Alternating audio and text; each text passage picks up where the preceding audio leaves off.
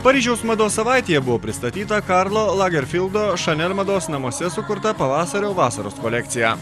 Pristatyme dalyvavo ir tokios mados pasaulio garsenybės kaip Anna Wintour. Lagerfeldo kolekcija spindėjo blizgučiais ir deimantais. Vokiečių dizaineris išliko ištikimas savo spalvoms sidabriniai bei rožiniai. Kolekcijoje buvo ir šiek tiek baltos bei gėlių motyvų. Iš toli suknelės palaidinės atrodė tarsi šarvai, iš arti atsiskleidė įmantrumas detalės, kuriomis garsėja dizaineris.